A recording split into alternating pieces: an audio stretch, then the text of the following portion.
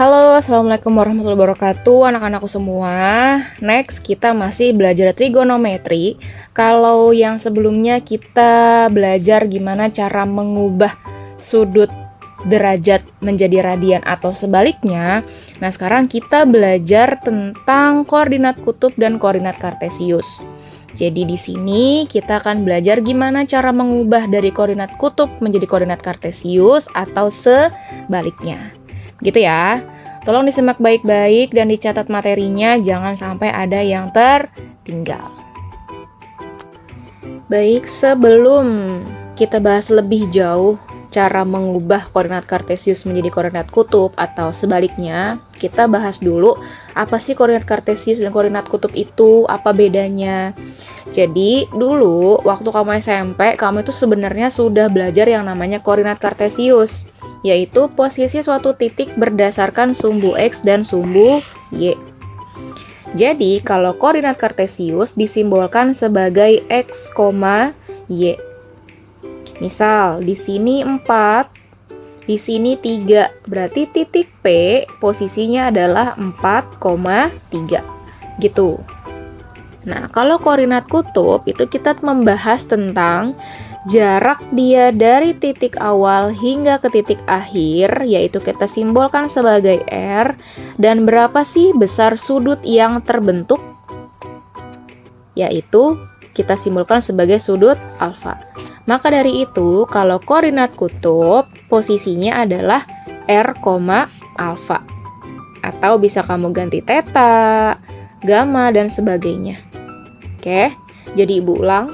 Kalau koordinat kartesius, dia titiknya adalah X, Y. Tapi kalau koordinat kutub, titiknya adalah R, alfa atau sudut. Begitu ya. Oke, berikutnya adalah rumus. Jadi di sini ada rumus yang pertama, yaitu mengubah dari koordinat kutub menjadi koordinat kartesius. Karena koordinat kartesius itu tadi titiknya adalah X, Y, maka rumusnya juga X dan Y. Nah, untuk mencari X, rumusnya adalah R dikali cos alfa. Dan untuk mencari Y, rumusnya adalah R dikali sin alfa. Lalu, kalau mengubah dari koordinat kartesius menjadi koordinat kutub, karena koordinat kutub itu titiknya adalah R, alfa, maka yang kita cari adalah besarnya R dan besarnya alfa. Untuk rumus mencari R itu adalah akar X kuadrat ditambah Y kuadrat. Dan untuk mencari alfa, rumusnya adalah Y dibagi X. Gitu ya. Di sini Bu ada contoh. Koordinat kartesius dari 6,30 derajat adalah, di sini kita bisa lihat 6,30 derajat.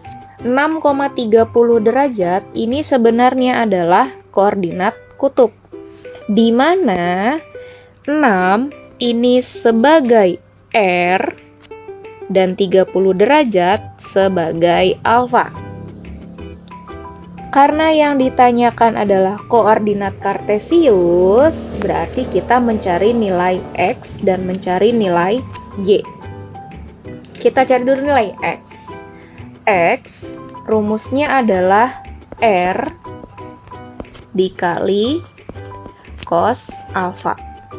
Dari soal kita dapat R-nya adalah 6 dikali cos 30 derajat. Nah, kita ingat-ingat lagi di dalam sudut-sudut istimewa. Kebetulan karena 30 derajat adalah sudut istimewa, maka cos 30 besarnya adalah setengah akar 3. 6 dikali setengah akar 3. Kebetulan 6 dengan per 2 ini bisa kita bagi. 6 dibagi 2 hasilnya adalah 3. Maka titik X besarnya 3 akar 3. Kalau X sudah selesai, kita mencari Y. Y rumusnya adalah R dikali sin alfa. R-nya 6 dikali sin alfanya 30 derajat. Berarti sin 30 derajat itu kan besarnya setengah. Nah, kebetulan 6 dikali setengah, 6 itu bisa kita coret dengan 2. Karena 6 dibagi 2 hasilnya adalah 3. Berarti tinggal kita hitung, 3 dikali 1, 3. Maka koordinat kartesius dari 6,30 derajat adalah 3 akar 3,3. Gitu. Jelas ya? Oke, lagi-lagi masih tentang mengubah bentuk koordinat kutub menjadi koordinat kartesius. Koordinat kartesius dari 8,135 derajat adalah, berarti di sini kita bisa tahu kalau 8 adalah R, 135 derajat adalah alfa. Maka kita cari X-nya. X sama dengan R dikali cos alfa. R-nya 8, cos alfanya 135 derajat. Nah, berarti 8 dikali. Kita ingat-ingat lagi, ada nggak sih sudut istimewa yang hasilnya 135 derajat? Kan nggak ada ya? Karena nggak ada, berarti cos 135 kita pakai dengan sudut berelasi yang sudah kita bahas sebelumnya. 135 derajat kita pakai cos 180 derajat dikurang 45 derajat. Maka cos 135 derajat berubah menjadi cos 45 derajat. Tapi ingat, 135 derajat ini kan ada di kuadran 2. Kalau di kuadran 2, nilai cos itu negatif. Maka di depan kita tambahkan tanda negatif. Next, berarti negatif 8 dikali cos 45 derajat berapa? Cos 45 derajat hasilnya adalah setengah akar 2.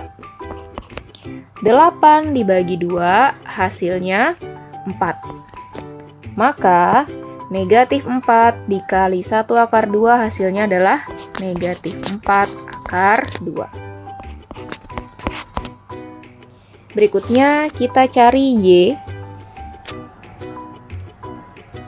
Berikutnya kita cari Y.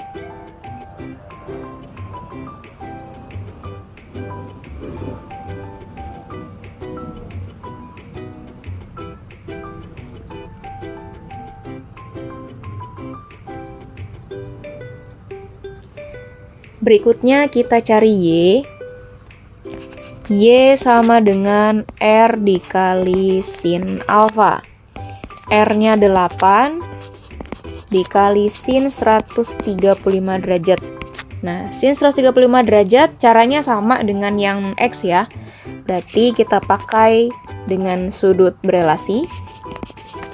Sin 180 derajat dikurang 45 derajat. Berarti menjadi 8 dikali sin 45 derajat. Next kita cek. 135 derajat itu ada di kuadran 2. Kalau di kuadran 2 nilai sin positif. Jadi di sini hasilnya tetap plus. Positif 8. Next. 8 dikali sin 45 hasilnya adalah setengah akar 2. 8 kita bagi 2 hasilnya adalah 4. Maka titik Y besarnya adalah 4 akar 2. Jadi koordinat kartesius dari 8,135 derajat adalah negatif 4 akar 2, 4 akar 2.